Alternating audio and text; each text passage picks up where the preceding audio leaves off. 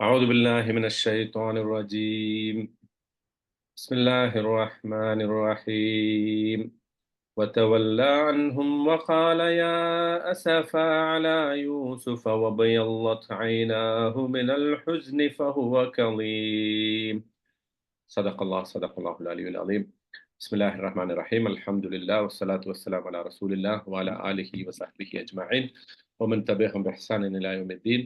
إن أريد إلا الإصلاح ما استطعت وما توفيقي إلا بالله عليه توكلت وإليه أنيب. رب اشرح لي صدري ويسر لي أمري വഹലുൽ ഉഖ്ദത്തം മിൻ ലിസാനി യഫ്ഖഹു ഖൗലി. ബഹുമാനരായ സഹോദരന്മാരെ, അസ്സലാമു അലൈക്കും വറഹ്മത്തുള്ളാഹി വബറകാതുഹു. സൂറത്ത് യൂസുഫ് 84-ാമത്തെ ആയത്താണ് നമ്മൾ ഇന്ന് പഠിക്കുന്നത്. അപ്പൊ ആദ്യം ഈ വാചകത്തിന്റെ അർത്ഥം, നേരിട്ടുള്ള അർത്ഥം ഒന്ന് നമുക്ക് മനസ്സിലാക്കാം, എന്നിട്ട് അതിന്റെ വിശദാംശങ്ങളിലേക്ക് പോകാം. ഈ ആയത്തിനെ കുറിച്ച് ഞാൻ തുടക്കത്തിലൊരു കാര്യം നേരത്തെയും പറഞ്ഞു, അത് ഇപ്പോൾ ഒന്നുകൂടെ ആവർത്തിച്ച് പറയുന്നത് എന്താണെന്ന് വെച്ചാൽ, ഈ ആയത്ത്, ഈ 84-ാമത്തെ ആയത്ത്, it's completely dedicated to Yakub അലൈഹിസ്സലാം സാഡ്നസ്. യാക്കൂബ് നബിയുടെ ദുഃഖത്തിന് വേണ്ടി പിന്നെ സമർപ്പിക്കപ്പെട്ട ആയത്തുകളാണ്. ഉമർ ബിൻ ഖത്താബ് റളിയല്ലാഹു അൻഹു ഈ പിന്നെ നമ്മളിനി 84 കഴിഞ്ഞ് 85, 86-ാമത്തെ ആയത്ത്, ഈ ആയത്തുകൾ, ഇത്തരം ആയത്തുകൾ പിന്നെ ആവർത്തിച്ച് പാരായണം ചെയ്തു. ഒരു നമസ്കാരത്തില് ഒരു സഹാബി ഉമർ ബിൻ ഖത്താബ് റളിയല്ലാഹു അൻഹു കണ്ടത്, രാത്രി അദ്ദേഹം ഈ ആയത്തുകൾ ഓതിയതിനു ശേഷം 86-ാമത്തെ ആയത്ത് ഓതിയിട്ട് അതിങ്ങനെ റിപ്പീറ്റ് ചെയ്തതായിട്ട് പിന്നെ പറഞ്ഞതായിട്ട് നമുക്ക് കാണാൻ സാധിക്കും. അപ്പോൾ അതായത് ജീവിതത്തിൽ ദുഃഖം അനുഭവിക്കുന്ന ആളുകൾക്ക് എല്ലാവർക്കും ഉള്ള ഒരു പാഠം, അല്ലെങ്കിൽ അവർക്കുള്ള ഒരു സന്ദേശം ആയിട്ടാണ് ഈ പറയുന്ന ആയത്തുകൾ. അതിൽ പ്രത്യേകിച്ച് 84-ാമത്തെ ആയത്ത് യാക്കൂബ് നബി അലൈഹി ഇസ്ലാമയുടെ ദുഃഖത്തെ ഹൈലൈറ്റ് ചെയ്യുന്ന പിന്നെ ഭാഗമാണ്. അപ്പൊ അതിന്റെ അർത്ഥം മനസ്സിലാക്കിയതിനു ശേഷം നമുക്ക് അതിന്റെ ആശയ തലങ്ങളിലേക്ക് പോകാം. ഒരുപാട് പാഠങ്ങൾ അള്ളാഹു സുബ്ഹാനഹു വ തആല മറ്റെല്ലാ ആയത്തുകളിലും ഉള്ളതുപോലെ ഇതിലും അള്ളാഹു നമുക്ക് നൽകുന്നുണ്ട്. വതവല്ല അൻഹും, അങ്ങനെ അദ്ദേഹം അവരിൽ നിന്ന് പിന്തിരിഞ്ഞു. തവല്ല എന്ന് പറഞ്ഞാല് അവരെ മാറ്റിയിട്ട്, അല്ലെങ്കിൽ അവരിൽ നിന്ന് മാറിയിട്ട് അദ്ദേഹം അവരെ വിട്ട് പിരിഞ്ഞു നിന്നു. വക്കാല, എന്നിട്ട് അദ്ദേഹം പറഞ്ഞു. അത് സ്വന്തത്തോട് പറഞ്ഞതാകാം, അല്ലെങ്കിൽ മക്കൾ ചിലപ്പോൾ കേട്ടിട്ടുണ്ടാകാം. എന്തായാലും അദ്ദേഹം പറഞ്ഞു, യാ അസഫ, എന്റെ ദുഃഖമേ. യാ അസഫ. അസഫ് എന്ന് പറഞ്ഞാല് ദുഃഖമെന്ന് നമ്മളിപ്പോ ഒരു മലയാളത്തിൽ ഒരു വാക്ക് പറഞ്ഞുള്ളൂ. അസഫിന് അതും അതിനേക്കാൾ അപ്പുറം വലിയ അർത്ഥമുണ്ട്. അത് നമ്മൾ വിശദീകരിക്കാം. യാ അസഫ അല യൂസുഫ്, യൂസുഫിന്റെ മേലുള്ള എന്റെ ദുഃഖമേ. ശരിക്കും യാ വെച്ചിട്ട് നമ്മൾ ഒരാളെ വിളിക്കാം, അല്ലെ? പക്ഷെ ഇവിടെ ദുഃഖത്തെ വിളിക്കണം. വൈ, എന്തുകൊണ്ട്? അത് നമുക്ക് വിശദീകരിക്കാം. യാ അസഫ അല യൂസുഫ്, യൂസുഫിന്റെ മേലുള്ള ദുഃഖമേ. അവിടെ ഒരു റിതം കണ്ടോ? യാ അസഫ, അസഫ് യൂസുഫ്, അസഫ് യൂസുഫ്. അതുകൊണ്ട് തന്നെ ചില ആളുകൾ യൂസുഫ് എന്നുള്ള പദത്തിന്റെ അർത്ഥം തന്നെ ദുഃഖിതൻ എന്നൊക്കെ പറഞ്ഞിട്ടുണ്ട്. ബട്ട് ഡസ് ഇറ്റ് മീൻ, അത് അങ്ങനെ തന്നെ അല്ല കേട്ടോ. പക്ഷെ ഒരു ഒരു ഒരു എന്താ, ഒരു റിതം ഉണ്ട്, ഒരു താളമുണ്ട് ആ രണ്ടിലും. യാ അസഫ അല യൂസുഫ്. അപ്പൊ യൂസുഫിന്റെ മേലുള്ള എന്റെ ദുഃഖമേ എന്നാണ് അദ്ദേഹം പറഞ്ഞു വിലപിക്കുന്നത്. വബിയല്ലത് ഐനാഹു, അങ്ങനെ അദ്ദേഹത്തിന്റെ കണ്ണുകൾ വെളുത്തുപോയി. കണ്ണ് വെളുക്കുക എന്ന് പറയുന്ന ഒരു പ്രയോഗമാണ്. അതായത് ദുഃഖത്താൽ കാഴ്ച നഷ്ടപ്പെട്ടു പോയി എന്നാണ് അതിന്റെ അർത്ഥം ശരിക്കും. അപ്പോ ഒരാൾ ദുഃഖിച്ചാൽ കാഴ്ച നഷ്ടപ്പെട്ടു പോകോ ഇല്ലേ, അത് നമുക്ക് മനസ്സിലാക്കാം, അത് വിശദീകരിക്കാം. ചില ആളുകൾ പറഞ്ഞിരിക്കുന്നത് അത് കണ്ണിന്റെ കരഞ്ഞിട്ട് കണ്ണിന്റെ കറുപ്പ് മാഞ്ഞു പോയിട്ട് അതുകൂടി വെളുപ്പായി എന്ന ലിറ്ററൽ മീനിങ്ങും പറഞ്ഞിട്ടുണ്ട്. അപ്പൊ കണ്ണ് വെളുത്തുപോയി എന്ന്. ഇവിടെ നമ്മൾ ശരിക്കും അതിന്റെ മീനിങ് മനസ്സിലാക്കേണ്ടത് അദ്ദേഹത്തിന് അന്ധത ബാധിച്ചു, കണ്ണിന്റെ കാഴ്ച നഷ്ടപ്പെട്ടു എന്നതാണ് വബിയല്ലത് ഐനാഹു എന്ന് പറഞ്ഞതുകൊണ്ടുള്ള ഉദ്ദേശം. ഫഹുവ കലി വബിയല്ലത് ഐനാഹു മിനൽ ഹുസ്ൻ. ഹുസ്ൻ എന്ന് പറഞ്ഞാൽ ദുഃഖം. അസഫ് ദുഃഖം, ഹുസ്ന് ദുഃഖം. പക്ഷെ there are differences in meaning. അതും നമ്മൾ വിശദീകരിക്കാം. നമുക്ക് മലയാളത്തിൽ പറയുമ്പോൾ അങ്ങനെയൊക്കെ തന്നെ അർത്ഥം പറയാൻ പറ്റുള്ളൂ. ദുഃഖത്താൽ, സങ്കടത്താൽ, വേപതുവാൽ, അങ്ങനെയൊക്കെ പറയില്ല, വ്യഥയാൽ എന്നൊക്കെ നമുക്ക് വേണമെങ്കിൽ അതിന്റെ മുത്തറാദിഫായിട്ട് പര്യായപദമായിട്ട് പറയാം. അപ്പൊ ദുഃഖവും സങ്കടവും ഒക്കെ വന്നിട്ട് അദ്ദേഹം എന്ത് ചെയ്തു? അദ്ദേഹത്തിന്റെ കണ്ണുകൾ അന്ധത ബാധിച്ചു അതിന്. ഫഹുവ കലീം, അദ്ദേഹം ആകട്ടെ കഴിഞ്ഞ കുറേ വർഷങ്ങളായിട്ട് ഫഹുവ കലീം, ആ സങ്കടമൊക്കെ വിഴുങ്ങുകയായിരുന്നു. കലീം, കലമ എന്ന് പറഞ്ഞാൽ അടക്കി വെക്കുക, വിഴുങ്ങുക, അത് അമർത്തി വെക്കുക എന്നൊക്കെ അർത്ഥം. ഓക്കെ. അപ്പൊ അതിന്റെ മീനിങ്ങിലേക്ക് പോകാം. അപ്പൊ ശരിക്കും ഇവിടെ അദ്ദേഹം ഇപ്പൊ എന്താ സംഭവം, നമ്മൾ നേരത്തെ അത് പറഞ്ഞു. ഈ ഇതുവരെ മക്കള് ഒരു മകൻ നഷ്ടപ്പെട്ടതിലുള്ള ദുഃഖമായിരുന്നു. പക്ഷെ ഇപ്പോഴിതാ രണ്ടാമത്തെ മകനും നഷ്ടപ്പെട്ടു. മൂന്നാമത്തെ ഒരു മകൻ നാട്ടിലേക്ക് ഇല്ല എന്ന് പറയുന്നു. അപ്പോ അതൊക്കെ കൂടി ഉൾക്കൊള്ളുന്ന പിന്നെ ഒരു ആയത്താണിത്. പക്ഷെ ഈ ആയത്തിന്റെ പ്രയോഗങ്ങളിൽ നമുക്ക് പെട്ടെന്ന് ഒരു അവ്യക്തത, ഒരു അംബിഗ്വിറ്റി തോന്നിയേക്കാം. എന്താണ് ഇത് ഇങ്ങനെ പറയുന്നത് എന്നുള്ളത്. പക്ഷെ അത് ഇപ്പൊ ഈ ഉദാഹരണത്തിന് യാ അസഫ, ഒരു ദുഃഖത്തെ വിളിച്ച് പറയാ. യാ എന്റെ ദുഃഖമേ എന്ന് പറയാ. അതുപോലെ ബിയല്ലത്തായിനാഹു, കണ്ണ് വെളുത്തുപോയി എന്ന് പറയാം. അപ്പൊ അതിലൊക്കെ കുറച്ച് നമുക്ക് തിരിയായ്മ ഇനീഷ്യലി തോന്നിയേക്കാം. പക്ഷെ ഇതിന്റെ വിശദീകരണം കേട്ട് കഴിയുമ്പോൾ, അല്ലെങ്കിൽ ഇതിന്റെ ആശയങ്ങൾ ഒരു ഡീപ്പായിട്ട് മനസ്സിലാക്കി കഴിയുമ്പോൾ, എന്താണ് അള്ളാഹു ഇവിടെ പറയാൻ ആഗ്രഹിക്കുന്നത്? യാക്കൂബ് നബിയുടെ സിറ്റുവേഷനെ കുറിച്ച് എത്ര എത്ര വിശദമായിട്ടാണ് അള്ളാഹു അത് പറയുന്നത്? അതിൽ നമുക്കുള്ള സന്ദേശം എന്താണ്? നമുക്കുള്ള പാഠം എന്താണ് എന്നൊക്കെ നമുക്ക് മനസ്സിലാക്കാൻ പറ്റും. അപ്പം ആദ്യം പറയുന്നത് വത്തവല്ല അൻഹും, അദ്ദേഹം he turned away from them, അദ്ദേഹം അവരിൽ നിന്ന് പിന്തിരിഞ്ഞു മാറി എന്ന് പറഞ്ഞാൽ ഇനിയിപ്പോ അവരോട് കൂടുതൽ സംസാരിച്ചിട്ട് കാര്യമില്ല. കാരണം അവർ വന്ന് പറഞ്ഞെന്താ? ആദ്യത്തെ വാചകം തന്നെ യാ അബാന ഇന്ന അബനക സറഖ്, താങ്കളുടെ മകൻ മോഷ്ടിച്ചു. അവർക്ക് ഒരു സംശയമില്ലാത്ത പോലെ ഇന്ന ഇബനക്ക, തീർച്ചയായിട്ടും മകൻ മോഷ്ടിച്ചിട്ടുണ്ട്. അപ്പം ആദ്യത്തെ ഒരു കുഞ്ഞിനെ അവര് ഫിസിക്കലി ഉപദ്രവിച്ചു. രണ്ടാമത്തെ ഒരു കുഞ്ഞിനെ അവര് ക്യാരക്ടർ അസാസിനേഷൻ നടത്തി, സ്വഭാവഹത്യ നടത്തി. എന്നിട്ടും അവർക്കൊരു കുറ്റബോധം, ഒരു പശ്ചാത്താപം അദ്ദേഹത്തിന് ഫീൽ ചെയ്യുന്നില്ല. ഒരാൾക്ക് ചെറിയൊരു പശ്ചാത്താപത്തിന്റെ ലക്ഷണങ്ങൾ ഉണ്ടായി എന്ന് നമ്മൾ നേരത്തെ പറഞ്ഞു. പക്ഷെ അയാൾ വന്നിട്ടുമില്ല. ബാക്കിയുള്ളവരോട് ഇനി കൂടുതൽ സംസാരിച്ചിട്ട് കാര്യമില്ല എന്ന അർത്ഥത്തിൽ അദ്ദേഹം അവരിൽ നിന്ന് ടേൺഡ് അവേ.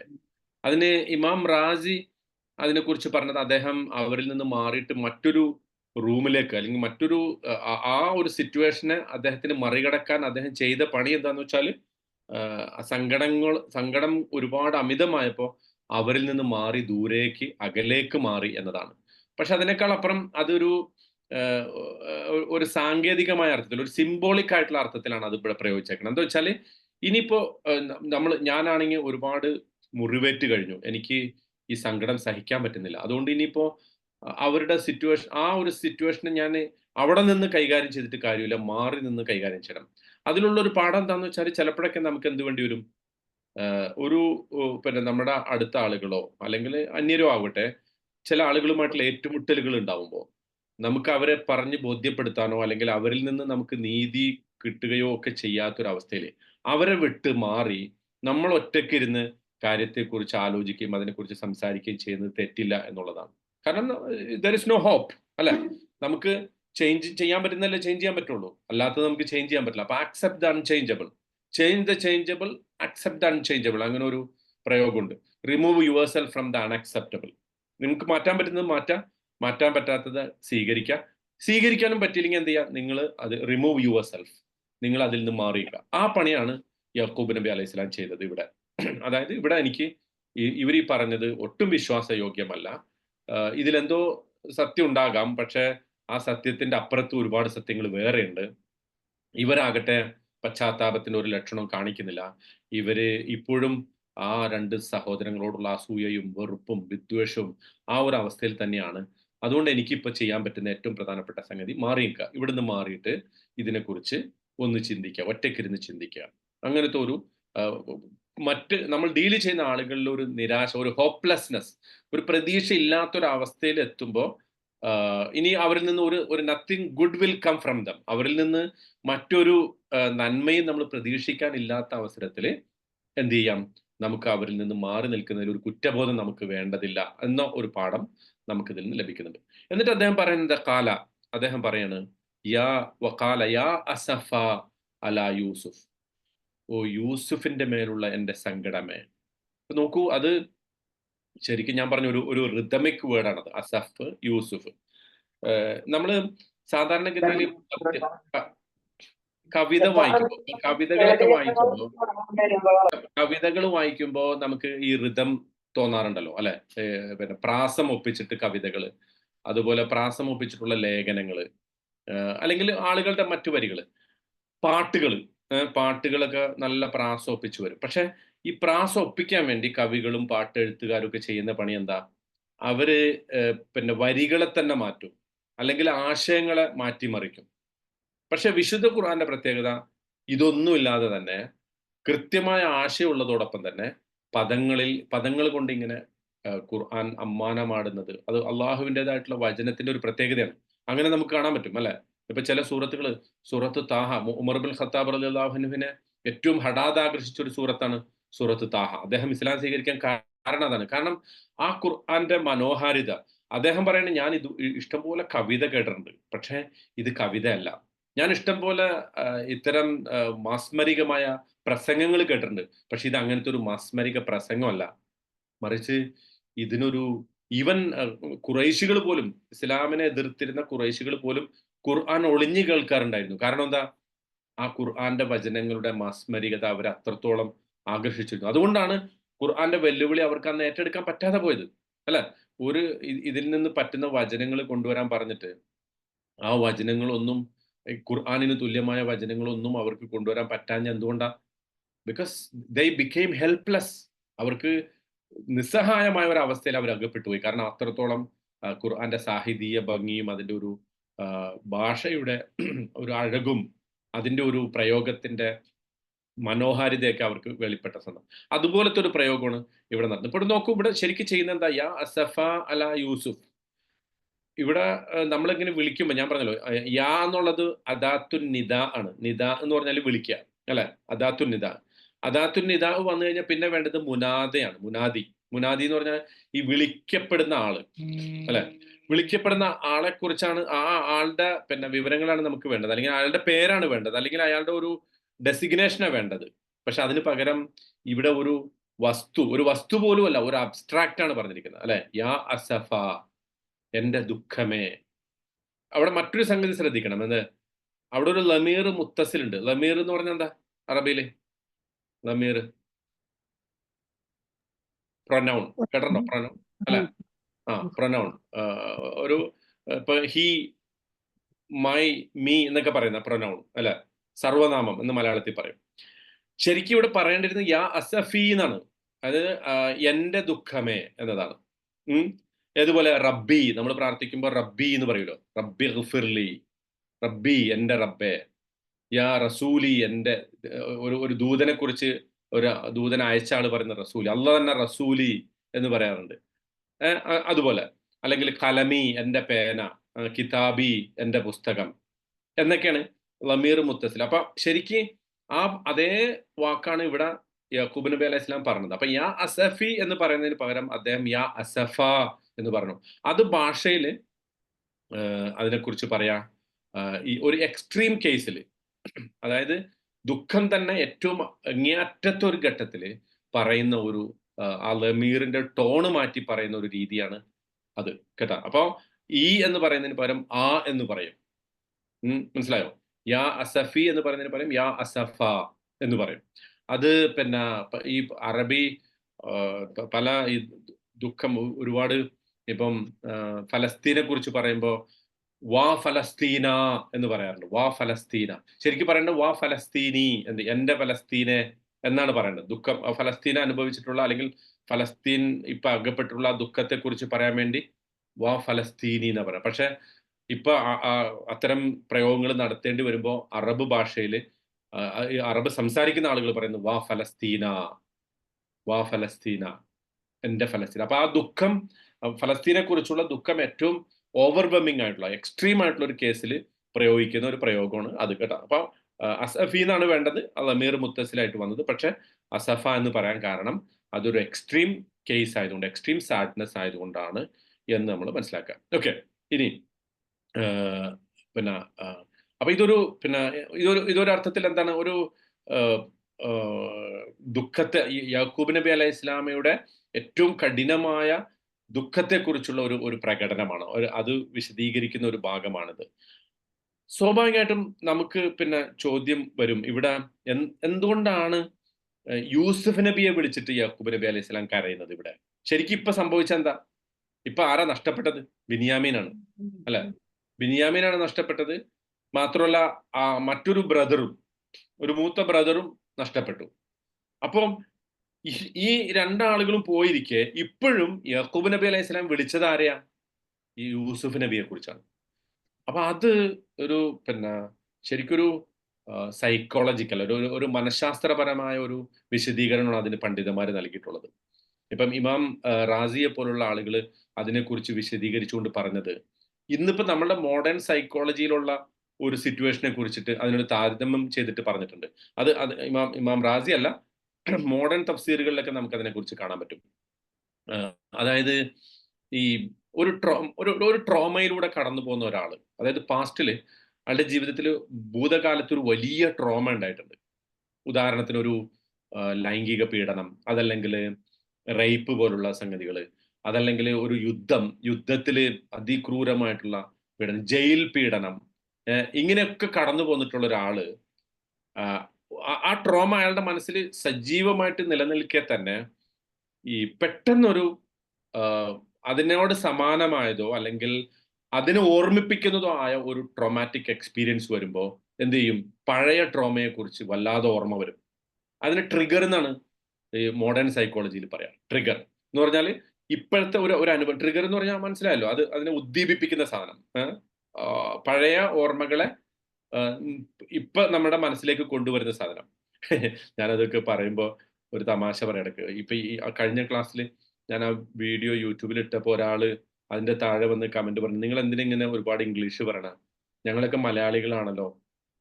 അപ്പൊ ഞാനതിന് കൊടുത്ത മറുപടി, കുറച്ചൊക്കെ ഇംഗ്ലീഷും ഒക്കെ താല്പര്യമുള്ള ആളുകൾ ഈ കൂട്ടത്തിലുണ്ട്. എന്ന് മാത്രമല്ല കുറച്ചൊക്കെ യങ്സ്റ്റേഴ്സ് അവര് പലരും എൻ്റെ അടുത്ത് പറഞ്ഞിട്ടുണ്ടത്. വീട്ടില് അവരിയ്ക്കുമ്പോ ഫാമിലി ആയിട്ട് ഇരിക്കുമ്പോ കുട്ടികളും ഒക്കെ അത്തരം കുറച്ചൊക്കെ ഇവിടുത്തെ ഇംഗ്ലീഷിലൊക്കെ പഠിച്ചു വളർന്ന കുട്ടികളുണ്ട്. അവർക്ക് നമ്മള് കട്ടിയുള്ള മലയാളം പറഞ്ഞാല് ചിലപ്പോ മനസ്സിലാവില്ല. നമ്മൾക്ക് ചില വാക്കുകൾക്ക് മലയാളത്തിൽ കട്ടിയുള്ളതേ ഉപയോഗിക്കാനേ പറ്റുള്ളൂ. അപ്പൊ ഞാൻ അതിന് അങ്ങനെ ഒരു മറുപടി കൊടുത്തു. അപ്പൊ ഇംഗ്ലീഷ് അങ്ങനെ പറയുന്നത് ആർക്കെങ്കിലും ബോറാവുന്നുണ്ടെങ്കിൽ ക്ഷമിക്കണം. അപ്പൊ ഞാൻ ഈ ഒരു ഈ ഒരു പശ്ചാത്തലം കൂടി ഉദ്ദേശിച്ചിട്ടാണ് ഇംഗ്ലീഷ് ഇടയ്ക്കിടയ്ക്ക് പറയുന്നത് കേട്ടോ. മാത്രമല്ല ചില വാക്കുകൾ ചില സിറ്റുവേഷൻസ് നമുക്ക് മനസ്സിലാക്കാൻ ഇംഗ്ലീഷ് തന്നെ പറയേണ്ടി വരും. കാരണം എന്താ വെച്ചാൽ നമ്മുടെ മലയാളം അത്ര സമ്പന്നമായതുകൊണ്ട് മലയാളത്തിന്റെ ചില പദങ്ങൾ പറഞ്ഞാല് നിങ്ങൾക്കത് പെട്ടെന്ന് തിരിയാതെ വരും. അപ്പൊ അതാണ്. അപ്പം ഈ മോഡേൺ സൈക്കോളജിയിൽ ഇതിനെക്കുറിച്ച് പറയാ ട്രിഗർ എന്നാണ്. ട്രിഗർ എന്ന് പറഞ്ഞാൽ എന്താ? ഞാൻ പറഞ്ഞല്ലോ. ഒരു പഴയ ഓർമ്മയെ പഴയ നമ്മുടെ ഒരു പാസ്റ്റ് ട്രോമാറ്റിക് എക്സ്പീരിയൻസ് നമ്മുടെ ജീവിതത്തിൽ ഉണ്ടായിട്ടുള്ള വളരെ നമ്മളുടെ മനസ്സിനെ മതിക്കുന്ന ഇപ്പൊ ട്രോമാറ്റിക് എക്സ്പീരിയൻസ് അതിനെക്കുറിച്ച് നമ്മൾ എന്താ മലയാളം പറയാൻ എനിക്കറിഞ്ഞൂടാ. അപ്പോ അത്തരം ഒരു നമ്മുടെ മനസ്സിനെ വല്ലാതെ പിടിച്ചുലച്ച ഒരു സംഭവത്തെ നമുക്ക് ഇപ്പോ ഓർമ്മ വരുത്തുന്ന അതിനെക്കുറിച്ച് അതിന്റെ ഓർമ്മകളിലേക്ക് നമ്മളെ കൂട്ടിക്കൊണ്ടു പോകുന്ന ഒരു ചെറിയ സംഗതി അതാണ് ട്രിഗർ. ഇപ്പൊ ഇവിടെ വാസ്തവത്തിൽ യാക്കൂബ് നബി അലൈഹി സ്വലാം അതാണ് നമുക്ക് ഇപ്പൊ അതുമായിട്ടുള്ള ബന്ധം. യാക്കൂബ് നബി അലൈഹി സ്വലാമിക്ക് സംഭവിച്ചെന്താ? യൂസുഫ് നബിയെ കുറിച്ച് ഇങ്ങനെ ഭയങ്കരമായിട്ട് വിഷമിച്ചിരിക്കുകയായിരുന്നു അല്ലെ? ആ വിഷമിച്ചിരുന്നിട്ട് ആ വിഷമത്തിൽ നിന്ന് അദ്ദേഹം മുക്തനായിട്ടില്ല. അദ്ദേഹം മുക്തനായിട്ടില്ല എന്ന് മാത്രമല്ല, അദ്ദേഹം യൂസുഫ് നബിയെ ഓർമ്മയെ നിലനിർത്തിയിരുന്നത് ബിനിയാമീനിലൂടെ ആയിരുന്നു. കാരണം എന്താ? ബിനിയാമീനും യൂസുഫും ഒരേ മാതാവിലുള്ള മക്കളാണ്. ബൈബിള് ആ മാതാവിനെ കുറിച്ച് പേര് പറയുന്നത് റേച്ചൽ എന്നാണ്. റേച്ചൽ. നമ്മളെ സംബന്ധിച്ച് ഖുർആനിൽ പേര് പറഞ്ഞിട്ടുള്ള ഹദീസുകളിലോ ഇതിന്റെ ആയത്തുകളുടെ വിശദീകരണത്തിലൊന്നും എവിടെയും യാക്കൂബ് നബിയുടെ ഭാര്യമാരുടെ പേരിനെ കുറിച്ച് എവിടെയും പറയുന്നില്ല. അപ്പൊ എനിവേ ബിനിയാമിനിലൂടെയാണ് യൂസുഫ് നബിയുടെ ഒരു ഒരു ഗ്ലിംസ്, ഒരു ഒരു നോട്ടം, ഒരു ഒരു യൂസുഫ് നബിയെ കുറിച്ചുള്ള ഒരു സങ്കല്പം, യൂസുഫ് എങ്ങനെയായിരുന്നു എന്നതൊക്കെ യാക്കൂബ് നബി സമാധാനം അടഞ്ഞിരുന്നത് ഈ ബിനിയാമിനിലൂടെയാണ്. അതുകൊണ്ടാണ് ബിനിയാമിനോടും അദ്ദേഹം അത്ര സ്നേഹം കാണിച്ചത്. ആ സ്നേഹം കൂടിപ്പോയിന്ന് സഹോദരങ്ങൾക്ക് തോന്നാനുള്ള സാഹചര്യങ്ങൾ വേറെ ഉണ്ടായിരുന്നു. അത് വേറെ നമ്മൾ വിശദീകരിച്ചതാണ്. പക്ഷെ ഇപ്പോ ബിന്യാമീനും പോയി. അപ്പൊ എന്താ സംഭവിച്ചത്? ബിന്യാമീനും പോയതോടുകൂടി യൂസുഫിനെ കുറിച്ചുള്ള സങ്കടം അധികമായി. മനസ്സിലാവുന്നുണ്ടോ പറയണ? അത് ഒരു നേരത്തെ നമ്മൾ പറഞ്ഞ ട്രിഗർ സംഭവിച്ചു. ആ ട്രിഗർ സംഭവിച്ചപ്പോ ഇപ്പൊ ഇപ്പൊ നടന്ന സംഭവം പഴയ സംഭവത്തെ മനസ്സിലേക്ക് കൊണ്ടുവന്നു എന്ന് മാത്രമല്ല, ആ പഴയ സംഭവം ഇപ്പൊ നടക്കുന്നത് പോലെ അദ്ദേഹത്തിന് തോന്നിക്കും. അങ്ങനെയാണ് സൈക്കോളജിയിൽ അതിനെ പറയാ. അതായത് ഈ ഒരു ട്രോമാറ്റിക് എക്സ്പീരിയൻസിലൂടെ കടന്നുപോയ ഒരാള് വലിയൊരു യുദ്ധമോ ഒരു ജയിൽവാസമോ നേരത്തെ പറഞ്ഞ പോലെ റേപ്പ് പോലത്തെ സംഗതികളോ ഒക്കെ അനുഭവിച്ച ഒരു വ്യക്തിയെ സംബന്ധിച്ചിടത്തോളം ഇപ്പൊ നടക്കുന്ന എന്തെങ്കിലും ഒരു ചെറിയ പ്രശ്നങ്ങള് അയാൾക്ക് അത് കൊണ്ടുവരും. ഇപ്പൊ നമ്മൾ നോക്കൂ, നമ്മൾ അതിനെക്കുറിച്ച് ഇപ്പൊ ഈ ഹേമ കമ്മിറ്റിയൊക്കെ റിപ്പോർട്ട് വന്നപ്പോ ആളുകള് പഴയ സംഭവം ഓർത്ത് കരഞ്ഞ വീഡിയോ ഒക്കെ നമ്മൾ കണ്ടല്ലോ TV ചാനലുകളിൽ. എന്തുകൊണ്ടത്? അപ്പൊ ഒരു ട്രോമ അങ്ങനെ പോവില്ല, വിട്ടുപോകില്ല. ഇത്തരം ട്രോമകൾ ഒരിക്കലും മനുഷ്യരെ വിട്ടുപോകില്ല. നമ്മളെ പ്രത്യേകിച്ച് ചെറുപ്പകാലത്തൊക്കെ ഉപദ്രവിച്ച ആളുകളെ ഒരിക്കലും അവർ മറക്കില്ല. അവർ മറക്കില്ല എന്ന് മാത്രമല്ല, ആ ട്രോമാറ്റിക് എക്സ്പീരിയൻസ് ഒരിക്കലും അവർക്ക് വിട്ട് കടക്കാൻ സാധിക്കില്ല. അതിന് ആ ആളെ കാണുമ്പോൾ, നമ്മളെ ഉപദ്രവിച്ച ഒരാളെ കാണുമ്പോൾ ആ പഴയ ഓർമ്മകൾ അവർക്ക് ഇങ്ങനെ റിലീവ് ചെയ്യും. ഇപ്പോൾ ചില കേസുകളിൽ അതാണ് സംഭവിച്ചത്. ഞാൻ അതിന്റെ വിശദീകരണത്തിലേക്ക് പോകുന്നില്ല. ഈ ഒരു സംഭവം ഈ ഈ ഒരു സൈക്കോളജിക്കൽ എക്സ്പീരിയൻസിനെ കുറിച്ച് പറയാൻ വേണ്ടിയാണ് ഞാൻ അത് പറഞ്ഞത്. അപ്പൊ യാക്കൂബ് നബിയുടെ വിഷയത്തിൽ സംഭവിച്ചത്, തന്റെ ഒരു മകനെ ഉപദ്രവിച്ച ആ മകനെ അപ്രത്യക്ഷനാക്കിയ ആളുകൾ രണ്ടാമത്തെ മകനെയും നഷ്ടപ്പെടുത്തി വന്നപ്പോ അതിലെ സത്യമോ അസത്യമോ ഒക്കെ അന്വേഷിക്കുന്നതിന് പകരം അദ്ദേഹത്തെ സംബന്ധിച്ചിടത്തോളം സംഭവിച്ചത് എന്താ, അദ്ദേഹത്തിന്റെ മനസ്സിൽ സംഭവിച്ചത് എന്താ, ആ പഴയ സംഭവം ഇപ്പൊ നടന്നതുപോലെ, as if it's happening now, ഇപ്പൊ അത് സംഭവിച്ചതുപോലെ അദ്ദേഹത്തിന്റെ മനസ്സിലേക്ക് ആ പാസ്റ്റ് ട്രോമാറ്റിക് എക്സ്പീരിയൻസിനെ അത് കൊണ്ടുവന്നു എന്നുള്ളതാണ്. മനസ്സിലായോ? ഈ ബിന്യാമിൻ പോയതോടുകൂടി യൂസുഫ് നബിയെ കുറിച്ചുള്ള ഓർമ്മകൾ നിലനിർത്തിയിരുന്ന അവസാനത്തെ ആളും അദ്ദേഹത്തിന്റെ ജീവിതത്തിൽ നിന്ന് പോകുകയാണ്. So he became extremely sad. വളരെ ശക്തമായ ഒരു കനത്ത ദുഃഖം, അല്ലെ, ഒരിക്കലും സഹിക്കാൻ പറ്റാത്ത അൺബെയറബിൾ ഗ്രീഫ്, അതിന്റെ പിടിയിൽ അദ്ദേഹം അകപ്പെട്ടു എന്നുള്ളതാണ്. അപ്പൊ നമുക്ക് ചോദിക്കാം, ഇവിടെ ഞാൻ പറഞ്ഞല്ലോ, സാഡ്നെസ്സിനെ ഒരു പേഴ്സൺ ആയിട്ട് അദ്ദേഹത്തിന് തോന്നി. അതായത് ദുഃഖം എന്നെ വന്നിട്ട് വിസിറ്റ് ചെയ്തിരിക്കുന്നു. ഒരു ദുഃഖം ഒരു മനുഷ്യനായിട്ട്, ഒരു മനുഷ്യരൂപം പൂണ്ടിട്ട് എന്റെ മേൽ വന്ന് കൂടപ്പിറപ്പ് ഇറങ്ങിയിരിക്കുന്നു. ഇങ്ങനെ കൂടപ്പിറപ്പ് പോലൊക്കെ തന്നെ. കറക്റ്റ്, അതാണ്. അതായത് അതിനൊരു ദുഃഖത്തെ ഇവിടെ അള്ളാഹു പേഴ്സണിഫിക്കേഷൻ ചെയ്തു. അങ്ങനെ ഉണ്ടല്ലോ, ഒരു പേഴ്സണിഫിക്കേഷൻ എന്ന് പറഞ്ഞ ഒരു കൺസെപ്റ്റിനെ കുറിച്ച് കേട്ടിട്ടില്ലേ? നമ്മള് കവിതകളിലൊക്കെ ഉപയോഗിക്കുന്ന ഒരു സംഗതിയാണ് അത്. ഇപ്പൊ കവികൾ പറയുമ്പോൾ ദുഃഖത്തെ അവരെന്ത് ചെയ്യും, ദുഃഖത്തെ ഒരു ഒരു ഒരു ഒരു വ്യക്തിയായിട്ട് ചിത്രീകരിക്കും. ദുഃഖം എന്റെ കൂടപ്പിറപ്പായി, ഇപ്പൊ നേരത്തെ പറഞ്ഞ പോലെ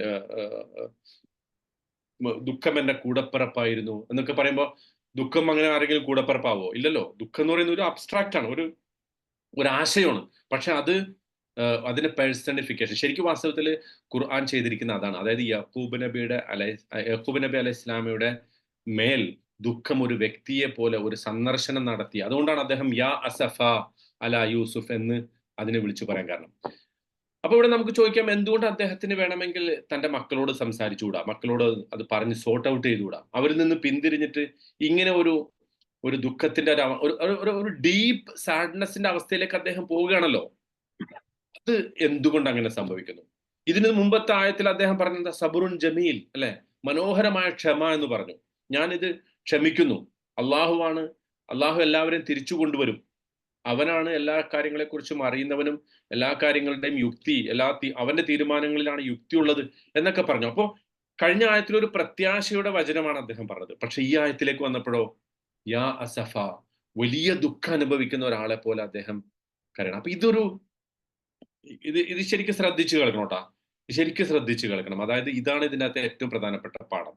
അതായത് നമുക്ക് ഈമാനുണ്ട്, വിശ്വാസമുണ്ട് എന്ന് വിചാരിച്ചിട്ട് ദുഃഖമില്ലാത്ത അവസ്ഥ നമുക്ക് ഉണ്ടാവില്ല.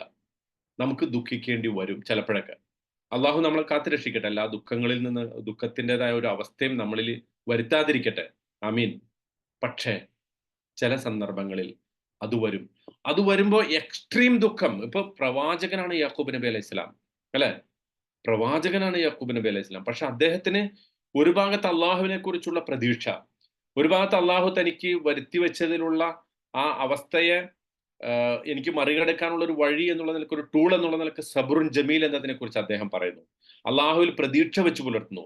പക്ഷെ മറുവശത്ത് യാ അസഫ, യാ അസഫ, എന്റെ ദുഃഖമേ എന്ന് പറഞ്ഞിട്ട് അദ്ദേഹം ഹീസ് ക്രൈങ് ഔട്ട്, അല്ലെ, അദ്ദേഹം ഒച്ചത്തിൽ കരയുന്നത് പോലെ, അല്ലെങ്കിൽ അത് പ്രകടിപ്പിക്കുകയാണ് ദുഃഖത്തിൽ.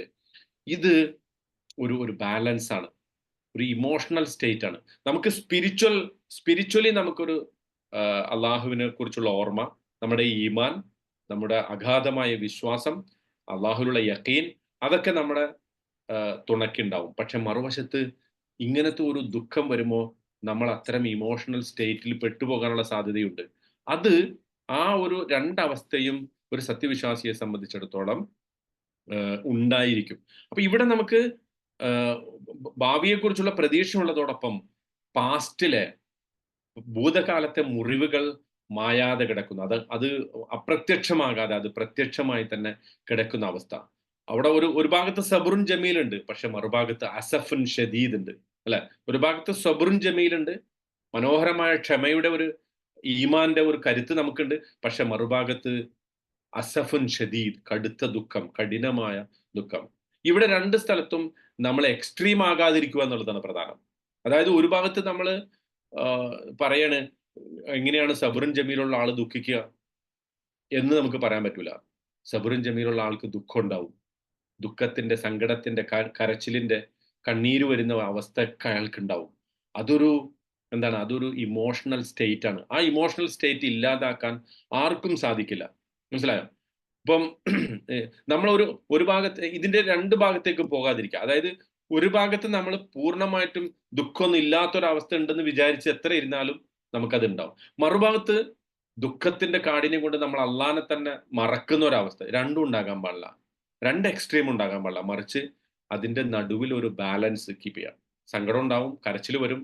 ഞാൻ നേരത്തെ അത് സൂചിപ്പിക്കുകയും ചെയ്തല്ലോ. ഇബ്രാഹിം മരിച്ചപ്പോ പ്രവാചകൻ സല്ലല്ലാഹു അലൈഹി വസല്ലം കരഞ്ഞു. മുഹമ്മദ് മുസ്തഫ സല്ലല്ലാഹു അലൈഹി വസല്ലം കരഞ്ഞു.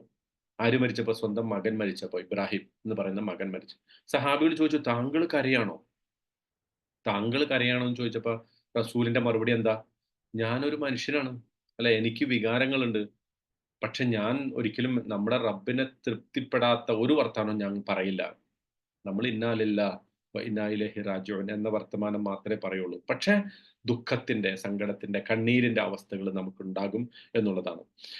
അപ്പം ശരിക്കും ഈ രണ്ട് അവസ്ഥകൾ തമ്മിലുള്ള ഒരു എന്താ പറയാ, അതിനെ രണ്ടിനെയും യോജിപ്പിക്കുന്ന ഒരു ഒരു ഒരു ഒരു മെന്റൽ സ്റ്റേറ്റിലായിരിക്കും വിശ്വാസി ഉണ്ടാവുക എന്നതാണ് പറഞ്ഞതിന്റെ ഉദ്ദേശം. എന്നിട്ട് പറയാണ് വബിയല്ലത് ഐനാഹു മിനൽ ഹുസ്ൻ, അല്ലെ? വഹുവ കളീം. അദ്ദേഹത്തിന്റെ കണ്ണുകള് എന്തായി?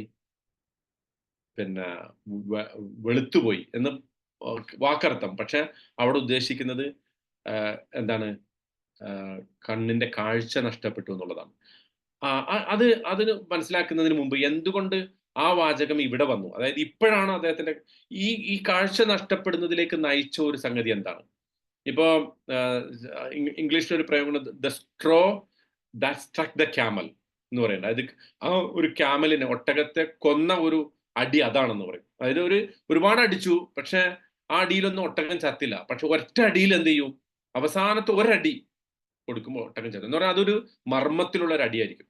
ഇപ്പം നൂഹ് നബിയുടെ കഥ പറയുമ്പോൾ അള്ളാഹു ഫാറത്തന്നൂർ എന്ന് പറയുന്നുണ്ടല്ലോ. ഫാറത്തന്നൂർ നമ്മളതിനെ വ്യാഖ്യാനിക്ക മലയാളത്തിൽ പറയണമെങ്കിൽ അടുപ്പിൽ നിന്ന് വെള്ളം ഒഴുകുന്നതാണ്. പക്ഷെ ശരിക്കും അത് ഫാറത്തന്നൂർ എന്ന് പറഞ്ഞൊരു പ്രയോഗമാണ്.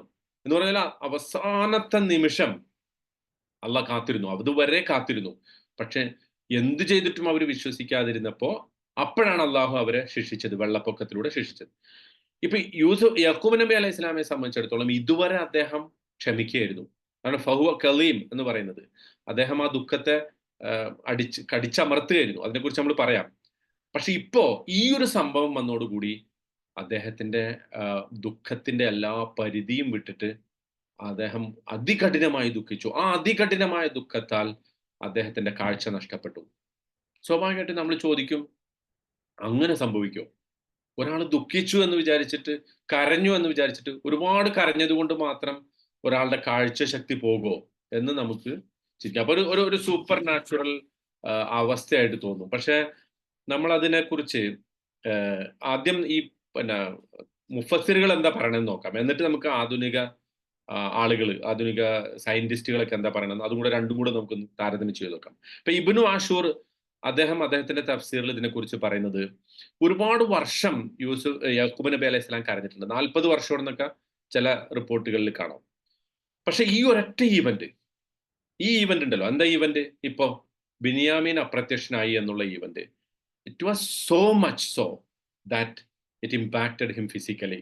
ഇതുവരെ അദ്ദേഹം കടന്നു പോകുന്ന മെന്റൽ ട്രോമ ഒരു മെന്റൽ ട്രോമയായിരുന്നു. പക്ഷെ ഈ ഒരു പിന്നെ പ്രത്യേകമായ സംഭവം വന്നതോടുകൂടി ആ മെന്റൽ ട്രോമ അദ്ദേഹത്തെ ഫിസിക്കലി ബാധിച്ചു. അപ്പോ ഇതിനെക്കുറിച്ച് നമ്മൾ പഠിക്കുമ്പോൾ നമുക്ക് മനസ്സിലാവും, ഇങ്ങനെ ഒരു സംഭവം ഉണ്ട്. എന്ത്? നമ്മൾ കടന്നു പോകുന്ന മാനസികാവസ്ഥകൾ നമ്മളെ ശാരീരികമായി ബാധിക്കും. എത്രത്തോളം എന്ന് വെച്ചാൽ കാഴ്ചശക്തി നഷ്ടപ്പെടുക, അല്ലെങ്കിൽ അങ്ങനെ നമ്മുടെ ശരീരത്തിൽ സാധാരണഗതിയിൽ സംഭവിക്കാത്ത പല സംഗതികളും സംഭവിക്കും. ഇപ്പൊ ഉദാഹരണത്തിന് നമുക്കിപ്പം ചില അസുഖങ്ങൾ, ഫിസിക്കൽ പിന്നെ പെയിൻ ഒക്കെ വരും. നമ്മൾ ഡോക്ടറെ അടുത്ത് പോകുമ്പോൾ ഡോക്ടർ എല്ലാ ടെസ്റ്റും നടത്തും. ടെസ്റ്റ് ഒക്കെ നടത്തിയിട്ട് പറയും, ടെസ്റ്റ് ഒക്കെ ഓക്കെയാണ്, നിങ്ങൾ കുഴപ്പമില്ല. പക്ഷെ കുഴപ്പമില്ല എന്ന് ഡോക്ടർ പറയുമ്പോഴും നമുക്ക് ആ പെയിൻ ഉണ്ട്. നടുവേദനയോ കാലുവേദനയോ ഒക്കെ ഉണ്ട്. കാല് എക്സ്റേ എടുത്തു, കാലിന്റെ സ്കാൻ ചെയ്തു, അതിന്റെ MRI, അതിന്റെ CT സ്കാൻ ഒക്കെ ചെയ്തു. പക്ഷെ ഒരു കുഴപ്പമില്ല. കാലും കൈയൊക്കെ ഓക്കെയാണ്, പ്രശ്നമില്ല. പക്ഷെ പിന്നെയും പെയിൻ ഉണ്ട്. വൈ? അവിടെയാണ് നമ്മുടെ ഇമോഷണൽ സ്ട്രെസ്, നമ്മൾ കടന്നു പോകുന്ന ട്രോമാറ്റിക് എക്സ്പീരിയൻസ്. ഞാൻ എൻ്റെ പേഴ്സണൽ ഒരു അനുഭവം പറയാം. അത് ഞാൻ ആദ്യം വിചാരിച്ചു അത് ഷെയർ ചെയ്യണോ വേണ്ടേ. എന്നാലും എനിക്ക് തോന്നി അത് ഷെയർ ചെയ്യാം. കാരണം അതൊരു ഈ ഒരു സംഭവം, ഇത് പ്രത്യേകിച്ച് ഈ സംഭവത്തെക്കുറിച്ച് ചിന്തിച്ചപ്പോൾ എനിക്ക് വളരെ ഫീൽ ചെയ്ത, അല്ലെങ്കിൽ ഞാൻ നേരിട്ട് അനുഭവിച്ച ഒരു സംഗതിയാണ്. അതായത് ഞാൻ ദുബായിൽ വർക്ക് ചെയ്യായിരുന്നു 2009 വരെ. 2009 വരെ ദുബായ് മുനിസിപ്പാലിറ്റിയുടെ PR ഡിപ്പാർട്ട്മെന്റിൽ പ്രിൻസിപ്പൽ മീഡിയ ഓഫീസറായിട്ട് വർക്ക് ചെയ്യും. നല്ല ജോലി, നല്ല ശമ്പളം, അങ്ങനെയൊക്കെയുള്ള ഒരു അവസ്ഥയിൽ ഇവിടെ ഖത്തർ ഗ്യാസിൽ ജോലിക്ക് അപ്ലൈ ചെയ്ത് ഇവിടെ വന്നു. വന്ന ഉടനെ പിന്നെ എന്തുകൊണ്ടോ എൻ്റെ മെഡിക്കൽ ടെസ്റ്റ് ഫെയിലായി. എക്സ്റേയിൽ എന്തോ ഒരു ചെറിയ പ്രശ്നം പറഞ്ഞിട്ട് ഫെയിലാക്കി. അവർ പറയുന്നത് എന്തോ ഒരു ചെറിയ എക്സ്റേയിൽ ഒരു ചെറിയ പ്രശ്നമുണ്ട് എന്നാണ്. അപ്പോൾ നമ്മൾ നേരത്തെ ഉണ്ടായിരുന്ന ഒരു അവസ്ഥയിൽ നിന്ന് ഒരു പരിചയമില്ലാത്ത ഒരു അവസ്ഥയിലേക്ക് നമ്മൾ വരുന്നു. നമ്മുടെ ഫാമിലി ഇവിടെ ഇല്ല, നാട്ടിലാണ്. അവർ നാട്ടിലേക്ക് എല്ലാവരും, അവരൊക്കെ ക്യാൻസലൊക്കെ ചെയ്ത് എല്ലാം പാക്ക് ചെയ്ത് പറഞ്ഞയച്ചു. നമ്മളിവിടെ ഒരു പുതിയ ഭാഗ്യപരീക്ഷണത്തിന് വേണ്ടി ഇവിടെ വന്നിരിക്കുകയാണ്. അപ്പൊ ഈ ഒരു ഫെയിലിയർ സംഭവിച്ച ഒരു ഘട്ടത്തിൽ നേരത്തെ ഈ പറഞ്ഞ പോലത്തെ ഒരു നമ്മളെ സംബന്ധിച്ചിടത്തോളം അത്ര വലിയ ദുഃഖമൊക്കെ തോന്നാൻ കാരണമുണ്ടോ എന്നൊക്കെ ചോദിച്ചു കഴിഞ്ഞാൽ അതൊന്നും ഉണ്ടായിക്കോളുന്നില്ല. പക്ഷെ ഒരു ഒരു ഒരു ഒരു ഒരു എന്താ പറയാ, ഒരു സ്ട്രെസ് ഉണ്ടല്ലോ, മാനസികമായ സ്ട്രെസ്, അത് വല്ലാതെ അനുഭവിച്ചു. ആ മാനസികമായ സ്ട്രെസ്സിന്റെ ഫലമായിട്ട് എൻ്റെ ശബ്ദം ഇല്ലാതായി. 2 മാസത്തേക്ക് ശബ്ദം ഇല്ലാണ്ടായി. അങ്ങനെ ഞാൻ ഡോക്ടറുടെ അടുത്ത് പോയി, ENT സ്പെഷ്യലിസ്റ്റിന്റെ അടുത്ത് പോയി. ശബ്ദമില്ല, എത്ര സംസാരിക്കാൻ നോക്കിയാലും ശബ്ദം പുറത്തേക്ക് വരുന്നില്ല. നാട്ടിലേക്ക് ഫോൺ ചെയ്യാൻ പറ്റുന്നില്ല. ഫോൺ ചെയ്താൽ അവിടെ ആർക്കെങ്കിലും ഞാൻ പറഞ്ഞ കേൾക്കണമല്ലോ, പറ്റുന്നില്ല. ഡോക്ടറുടെ അടുത്ത് പോയി, ഒരു ENT സ്പെഷ്യലിസ്റ്റ് കണ്ടു. ഇവിടുത്തെ ഖത്തറിലെ അന്നത്തെ നല്ലൊരു ENT സ്പെഷ്യലിസ്റ്റ്. അദ്ദേഹം പറഞ്ഞു, നിങ്ങളുടെ വോക്കൽ കോഡ് പാരാലിസിസ് ബാധിച്ചിരിക്കുന്നു. വോക്കൽ കോഡിന് തളർച്ച ബാധിച്ചിരിക്കുന്നു. ശബ്ദം പോയിരിക്കുന്നു. നമ്മുടെ ശബ്ദം ഉണ്ടാക്കുന്ന 2 വോക്കൽ കോഡിന്റെ 2 ഇതുണ്ട്, അത് ഇല്ലാതായിരിക്കുന്നു. അപ്പൊ ഞാൻ ചോദിച്ചു എന്തായിരിക്കും അതിന്റെ കാരണം. അദ്ദേഹം പറഞ്ഞ് ഒരുപാട് കാരണങ്ങൾ ഉണ്ടാകാം. മെയിൻ കാരണം ക്യാൻസർ ആണ്. അതായത് ത്രോട്ട് ക്യാൻസർ വന്നാൽ, ഈ വോക്കൽ കോഡിനെ ബാധിക്കുന്ന ക്യാൻസർ വന്നാൽ അങ്ങനെ സംഭവിക്കാം. അതല്ലെങ്കിൽ മറ്റ് പല കാരണങ്ങൾ. നമുക്കതുകൊണ്ട് എക്സ്റേ എടുക്കണം, CT സ്കാൻ ചെയ്യണം, അതൊക്കെ ചെയ്തു. പക്ഷെ ഇങ്ങനത്തെ ഒരു പ്രശ്നവും എനിക്കില്ല. പക്ഷെ സ്റ്റിൽ വോക്കൽ കോഡ് പാരലൈസിസ് ആണ്, എനിക്ക് സംസാരിക്കാൻ പറ്റുന്നില്ല. അങ്ങനെ നാട്ടിൽ അറിയിച്ചു. നാട്ടിലത്തെ ഒരു വൈഫ് സ്ഥിരം കാണുന്ന ഒരു ഡോക്ടർ, അയാളുടെ അടുത്ത് പോയി ചോദിച്ചു. അപ്പൊ അയാൾ പറഞ്ഞു, പിന്നെ ഇങ്ങോട്ട് വരാൻ പറയൂ ആളോട്. ഇവിടെ വന്നാൽ ആദ്യം അവർ ചോദിച്ചത് മദ്യപിക്കുമോ. വൈഫ് പറഞ്ഞ് അങ്ങനത്തെ ഒരാളല്ല. പിന്നെ പുകവലിക്കോ, ഇല്ല. ഇതൊന്നും ഇല്ലാത്ത ഒരാളാണ്. എന്നാ കുഴപ്പമില്ല, ഇവിടെ വന്നാൽ ശരിയായിക്കോളും എന്ന് പറഞ്ഞു. അപ്പൊ ഈ സിറ്റുവേഷനൊക്കെ വൈഫ് എക്സ്പ്ലെയിൻ ചെയ്തു കൊടുത്തു. ഒരു 2 മാസം കഴിഞ്ഞപ്പോൾ ഉണ്ടായിരുന്ന സിറ്റുവേഷൻ മാറി. നേരത്തെ പറഞ്ഞ ഒരു എക്സ്റേയിൽ വന്ന ഒരു പ്രശ്നമുണ്ടല്ലോ, അത് മാറി. I became okay. നാട്ടിലേക്ക് പോയി. നാട്ടിൽ ചെന്ന് കുറച്ച് കഴിഞ്ഞപ്പോഴേക്കും ഈ ശബ്ദം തിരിച്ചു കിട്ടി. മരുന്നൊക്കെ അയാൾ തന്നു കുറച്ച്. പക്ഷെ മരുന്നോ അല്ലെങ്കിൽ അയാളുടെ ഏതെങ്കിലും തരത്തിലുള്ള മെസ്സേജസോ ഒന്നും അല്ല അതിന് കാരണം. കാരണം എന്താ? നമ്മൾ കടന്നു വന്ന സ്ട്രെസ്ഫുൾ സിറ്റുവേഷൻ അത് മാറി. അത് മാറിയപ്പോ എന്ത് കിട്ടി? ശബ്ദം തിരിച്ചു കിട്ടി.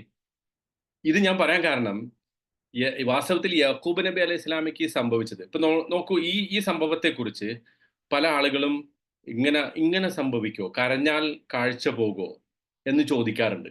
അല്ലെങ്കിൽ ഈ ഒരു സംഭവത്തെക്കുറിച്ച് ഈ മോഡേൺ മെഡിക്കൽ സയൻസ് തന്നെ പറയുന്ന ഒരു സിറ്റുവേഷനാണ് നമ്മളെ ബാധിക്കുന്ന, മാനസികമായി നമ്മളെ ബാധിക്കുന്ന അവസ്ഥകൾ ഫിസിക്കൽ എയിൽമെന്റ്സ് ആയിട്ട് മാറാം. ഇപ്പൊ കൊറോണയുടെ സമയത്ത് നമ്മളെ മറ്റൊരു എക്സാമ്പിൾ നോക്കൂ.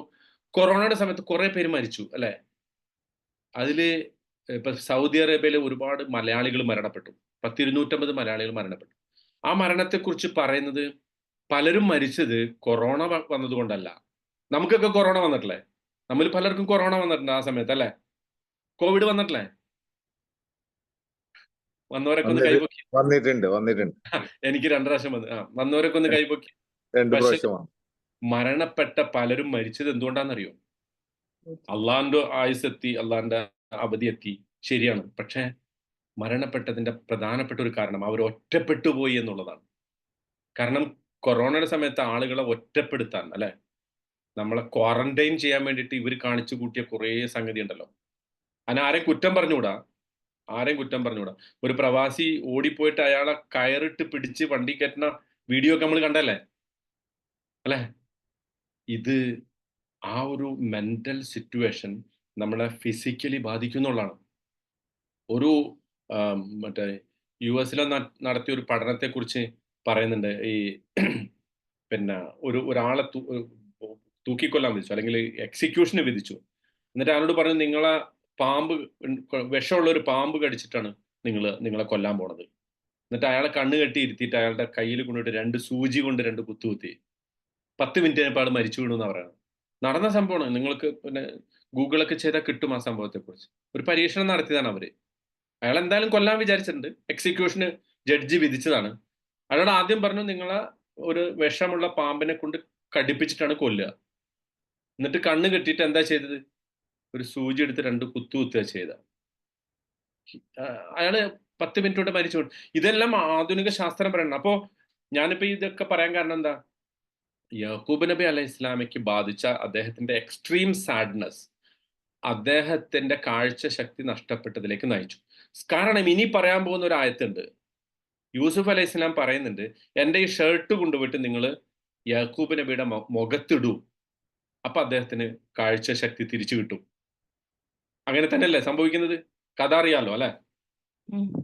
I M jumping the gun. പക്ഷെ അങ്ങനെയാണല്ലോ സംഭവിക്കുന്നത്.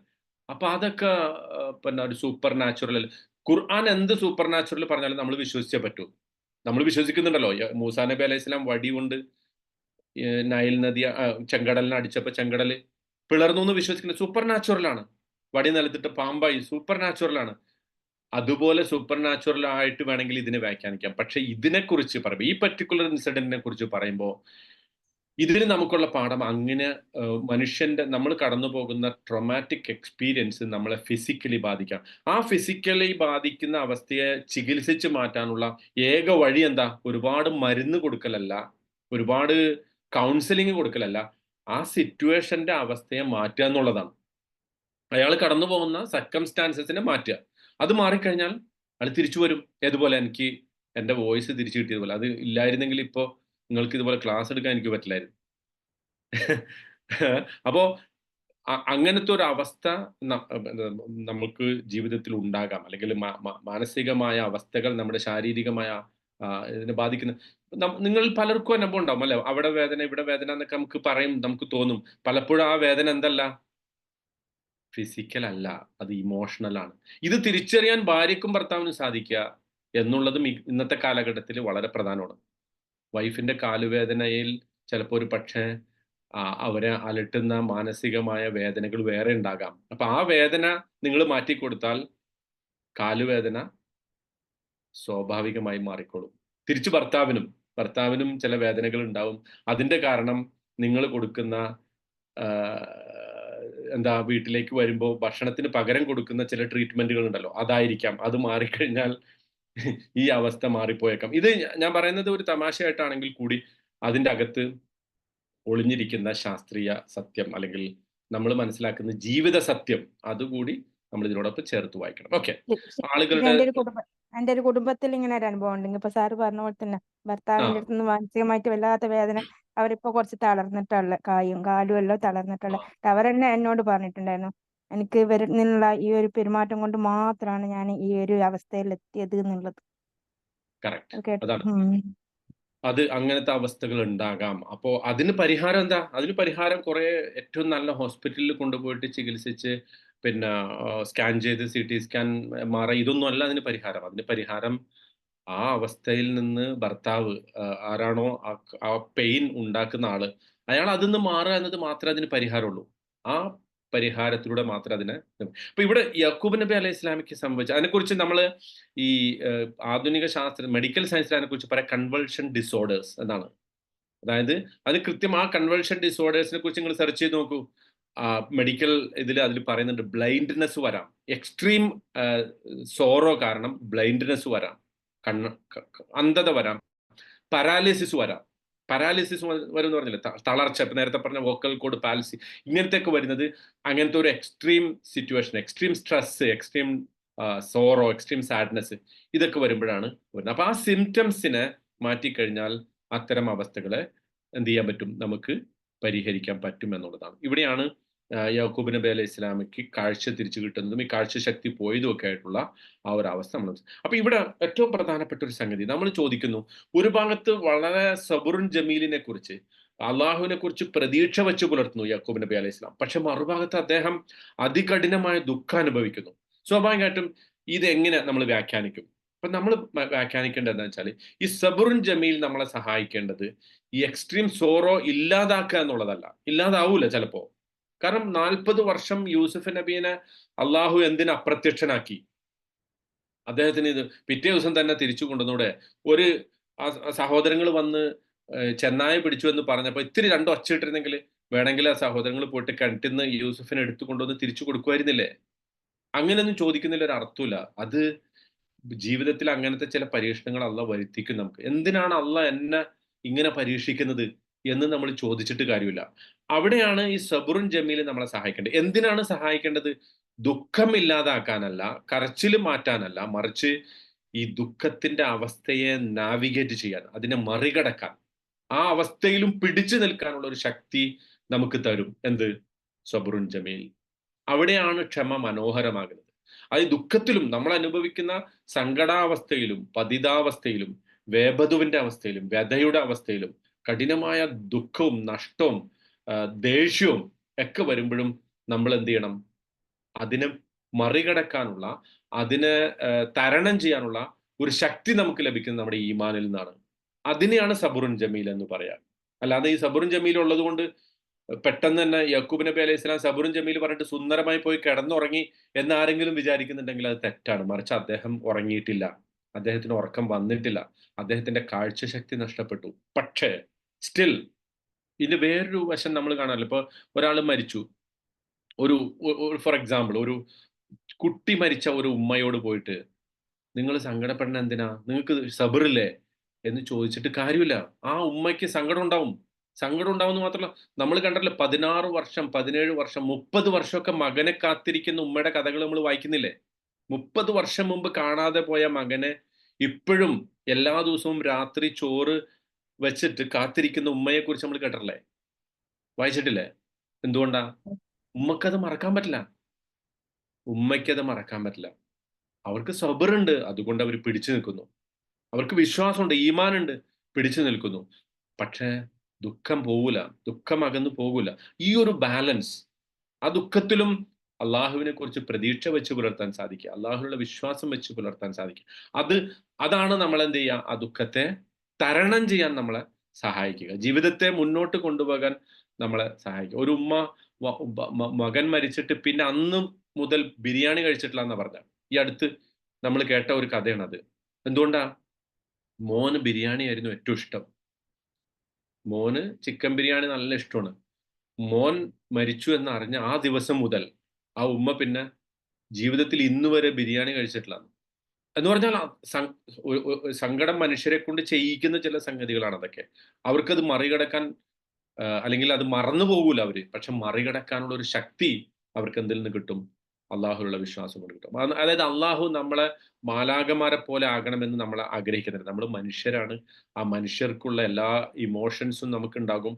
പക്ഷെ സബർ നമ്മളെ പ്രേരിപ്പിക്കുന്നത് അത്തരം ഒരു അവസ്ഥയെ മറികടക്കാണ്. യാക്കൂബ് നബി അലൈഹി ഇസ്ലാമിനെ കുറിച്ച് ആലോചിക്കൽ, ഖുർആൻ അദ്ദേഹത്തെ പരിചയപ്പെടുത്തുന്ന ക്ഷമയുടെ പ്രതീകമായിട്ടാണ്. പക്ഷെ അദ്ദേഹത്തിന് പോലും അദ്ദേഹത്തിന്റെ കാഴ്ചശക്തി നഷ്ടപ്പെടുമാറ് ദുഃഖം അനുഭവിക്കേണ്ടി വന്നു. അങ്ങനത്തെ ഒരു പവർഫുൾ എക്സാമ്പിൾ ആണ് ഖുർആൻ നമ്മളെ പറഞ്ഞത്. അതായത് യാക്കൂബ് നബി അലൈഹി ഇസ്ലാമിയുടെ വേദനയെ അള്ളാഹു അക്നോളജ് ചെയ്യാണ്, സമ്മതിക്കണത്. ആ വേദന ഉണ്ട്, ആ വേദന ഉണ്ടാകും, ജീവിതത്തിൽ നിങ്ങൾക്ക് അത്തരം വേദന ഉണ്ടാകും എന്ന് പറയും. എന്നിട്ട് പറയുന്നത് വബിയല്ലത്ത് ഐനാഹു മിനൽ ഹുസൻ, ആ ദുഃഖത്തിൽ നിന്ന് അദ്ദേഹത്തിന്റെ പിന്നെ കണ്ണിന് കാഴ്ചശക്തി നഷ്ടപ്പെട്ടു. ഫഹുവ കലീം, അതാണ് വിശദീകരിക്കുന്നത്. അദ്ദേഹം ഇതുവരെ ഇത്രയും കാലം അദ്ദേഹം അത് മറച്ചു വെക്കരുത്. കലമ എന്ന് പറഞ്ഞാൽ to have a lid on something, എന്തിൻ്റെങ്കിലും മേലെ ഒരു കവർ ഇടുന്നതിന് കലമ എന്ന് പറയും. അതുപോലെ ക്യാമൽ, ഒട്ടകം ഒരു വസ്തു ചവച്ചിട്ട് അതിങ്ങനെ പിന്നെ വായിലേക്ക് ഇറക്കുന്നതിന് മുമ്പ് എൻ്റെ തൊണ്ടയിൽ കുടുങ്ങി നിൽക്കുന്ന അവസ്ഥയ്ക്ക് കലമ എന്ന് പറയും. നോക്കൂ, അറബിയിലെ പദങ്ങളുടെ ഒരു അർത്ഥത്തിന്റെ ഒരു വ്യാപ്തി നോക്കൂ. അതായത് ഒട്ടകം ഒരു സംഗതി ചവച്ചിട്ട് ആ ചവച്ചിറക്കാൻ വേണ്ടി തൊണ്ടയിലെത്തുമ്പോൾ തൊണ്ടയിൽ തടഞ്ഞു നിൽക്കുന്ന അവസ്ഥയ്ക്കാണ് കലമ എന്ന് പറയുക. എന്ന് പറഞ്ഞാൽ യാക്കൂബ് നബി അലൈഹി സ്വലാമിനെ സംബന്ധിച്ചിടത്തോളം അദ്ദേഹത്തിന്റെ ഈ ദുഃഖം അദ്ദേഹം ഇത്രയും കാലം ഇങ്ങനെ ചവച്ചരക്കായിരുന്നു. എന്തുകൊണ്ടാണ് അദ്ദേഹം അതിങ്ങനെ സപ്രസ് ചെയ്തത്?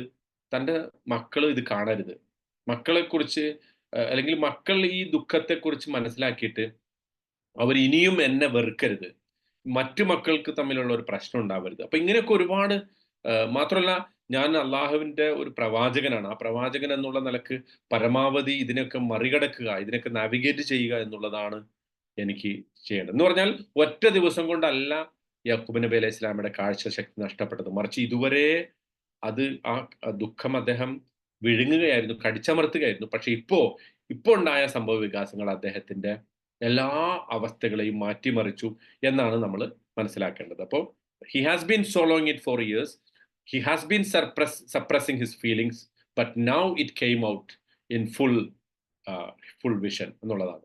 ഓക്കെ, ഇനി ഇവിടെ നമ്മൾ ഹുസ്ന് അസഫ് ഇപ്പൊ കണ്ടോ, ഹുസ്നും പറഞ്ഞിട്ടുണ്ട്, അസഫും പറഞ്ഞിട്ടുണ്ട് അല്ലെ. യാ അസഫ എന്ന് ഒരു സ്ഥലത്ത് പറഞ്ഞിട്ടുണ്ട്. അതേ ഖുർആൻ തന്നെ രണ്ടാമത് പറഞ്ഞപ്പോ വബിയല്ലത്ത് ഐനാഹു മിനൽ അസഫ് എന്ന് പറയാതെ ഹുസ്ൻ എന്ന് പറഞ്ഞു. ഇതിനെക്കുറിച്ച് നമ്മൾ മനസ്സിലാക്കേണ്ടത്, ഖുർആനില് ഒരേ അർത്ഥത്തെ കുറിക്കുന്ന, നമുക്ക് ഒരൊറ്റ അർത്ഥമായി തോന്നുന്ന രണ്ട് വാക്കുകൾ പ്രയോഗിച്ചിട്ടുണ്ടെങ്കിൽ അതിന് രണ്ടിനും രണ്ട് മീനിങ് ആയിരിക്കും ഉണ്ടാവുക. അതിന് അറബിയിൽ പറയാം ഇദജ്തമഅത്തൽ കലിമതാനി തഫറഖത എന്നാണ്.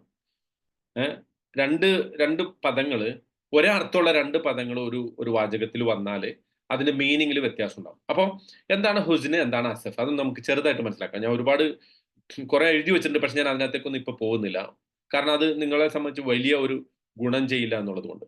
ഹുസ്ൻ എന്ന് പറഞ്ഞത് പൊതുവെ ദുഃഖത്തിന് പറയുന്ന ഒരു വാക്കാണ് ഹുസ്ൻ. ഖുർആനിൽ 42 സ്ഥലത്ത് ഹുസ്ൻ പറഞ്ഞിട്ടുണ്ട്. എത്ര സ്ഥലത്ത്?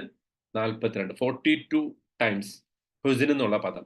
അതിന്റെ അർത്ഥം മൊത്തത്തിൽ ഉമൂമിയായിട്ട് കോമൺ ആയിട്ട് ഉപയോഗിക്കുന്ന ഒരു പദം ഹുസ്നാണ്. അസഫ് എന്ന് പറയുന്നത് അതിന്റെ ഒരു മുത്തറാദിഫാണ്, എന്ന് പറഞ്ഞാൽ ഒരു സിനോണിമാണ്, ഒരു പര്യായ പദമാണ്. മനസ്സിലായോ? പക്ഷെ ഇവിടെ ഈ അസഫിന്റെ അർത്ഥം പറഞ്ഞെടുത്ത് ഇപ്പോ അബ്ദുറഹ്മാൻ കിലാനി എന്ന് പറയുന്ന ഒരു ഉറുദു മുഫസ്സിറിന്, അദ്ദേഹത്തിന് ഒരു പുസ്തകമുണ്ട് മുത്തറാദിഫാത്തുൽ ഖുർആൻ, ഉറുദുവിലുള്ള ഒരു പുസ്തകമാണ്. ഖുർആനിലെ പര്യായ പദങ്ങളെ കുറിച്ച് മാത്രം പഠിച്ചിട്ടുള്ള അദ്ദേഹം അതില് പിന്നെ പലരുടെയും ഇത്തരം വാചകങ്ങൾ അർത്ഥങ്ങൾ ഉദ്ധരിച്ചിട്ടുണ്ട്. ഇപ്പൊ ഉദാഹരണത്തിന് ഈ അതിൽ അദ്ദേഹം പറയുന്ന ഒരു പ്രധാനപ്പെട്ട പദം, ഈ അസഫിന് നമ്മൾ അസഫ് എന്ന് പറയുന്ന ദുഃഖം, ബസ്. ഖുർആൻ തന്നെ പറഞ്ഞപ്പോ ഇനി ശേഷം യാക്കൂബ് നബി അലൈഹി സ്വലാം പറയുന്നുണ്ട് ഇന്നമാ അഷ്കു ബസ്സി വഹുസ്നി ഇലല്ലാഹ്, അതും ദുഃഖത്തെ കുറിക്കുന്ന പദമാണ്.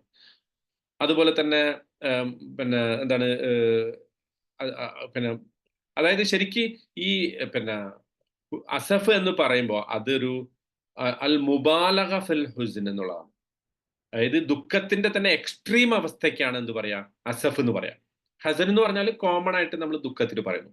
അസഫ് എന്ന് പറയുമ്പോൾ അതിലെന്തുണ്ട്, ഒരു മുബാലക ഉണ്ട്, ഒരു എക്സ്ട്രീം അവസ്ഥയുണ്ട്. ദുഃഖം ഏറ്റവും കഠിനമായ ഒരു അവസ്ഥയ്ക്കാണ് എന്ത് പറയാ, അസഫ് എന്ന് പറയാം. വേറെ ചിലർ പറഞ്ഞിട്ടുള്ളത് പിന്നെ ദേഷ്യം കൂടി അതിൻ്റെ ഒപ്പം ചേരും, ദുഃഖത്തോടൊപ്പം ദേഷ്യം കൂടി ചേരുമ്പോഴാണ് എന്ത്, അസഫ് എന്ന് പറയാം.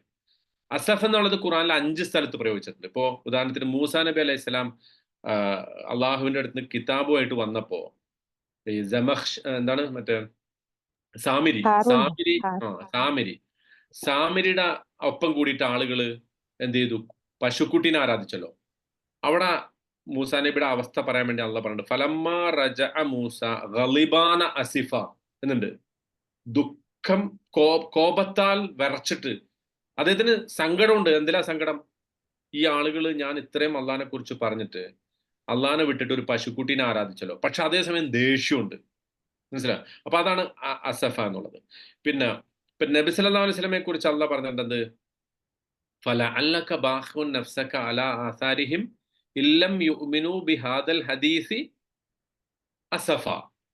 കേട്ടല്ലേ അത്? സൂറത്ത് കഹ്ഫില്, അൽ കഹ്ഫില്.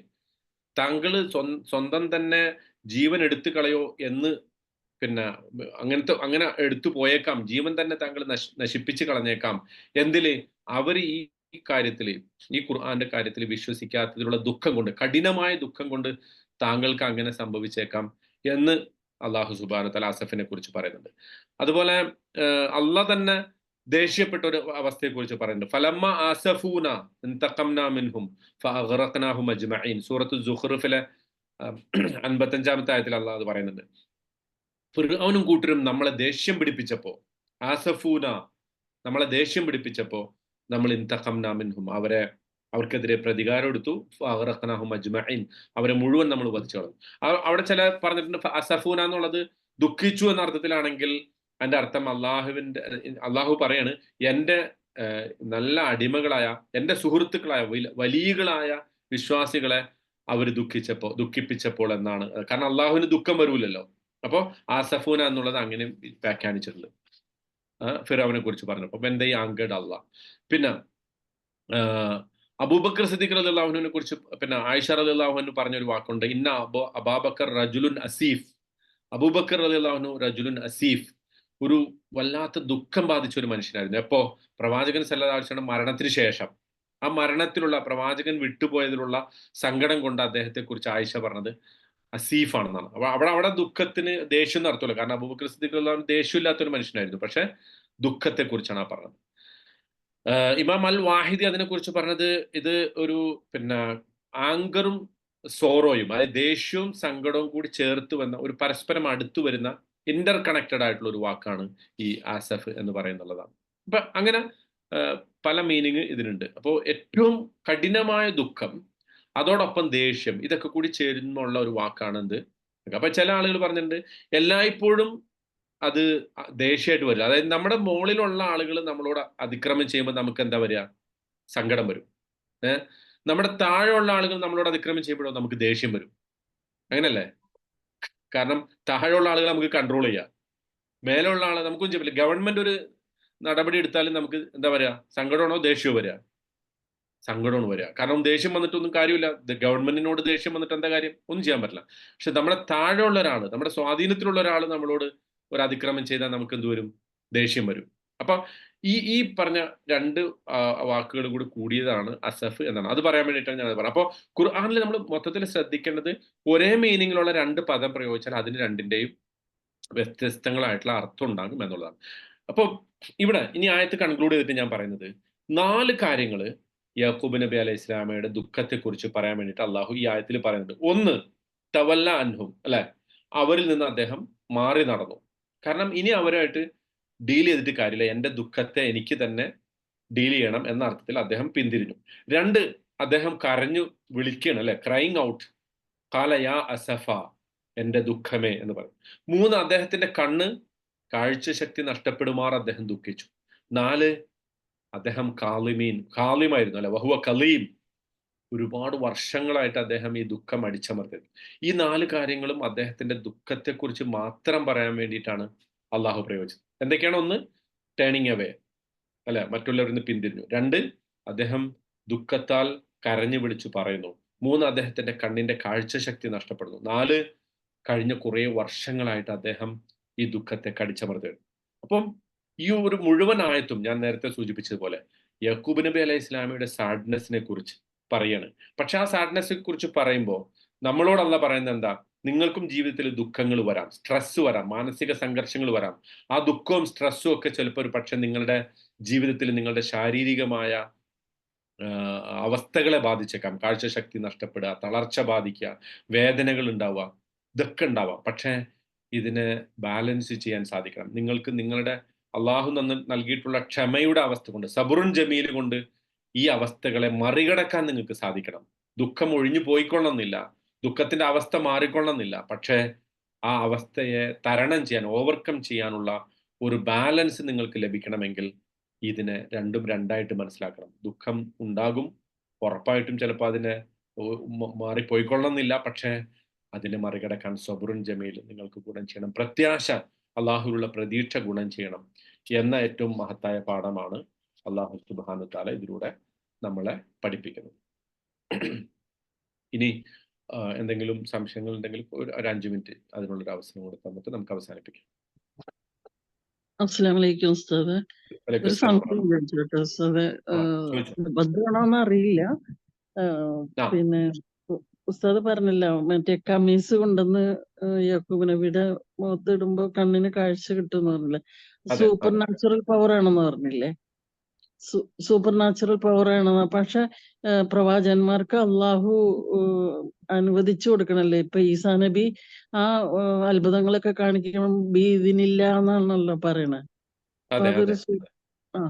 അപ്പൊ അതായത് ഞാൻ പറയുന്നത് ഇതൊരു സൂപ്പർ നാച്ചുറൽ അല്ല എന്നാണ് ഞാൻ പറയുന്നത്.